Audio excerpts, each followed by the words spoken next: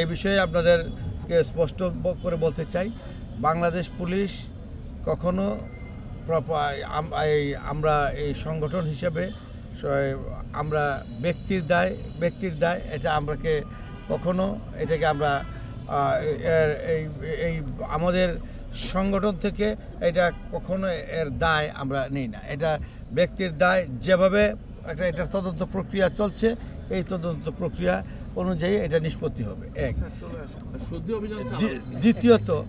দ্বিতীয়ত আমাদের যে শুদ্ধি অভিযানের বিষয়টা যেটা বলেছেন, আমাদের যে কোনো ক্ষেত্রেই সবসময় আপনারা দেখেছেন যে কোনো অপরাধের যে কোনো বিষয়ে যখনই আমাদের কাছে খবর আসে সাথে সাথে আমরা ব্যবস্থা নিয়ে থাকি।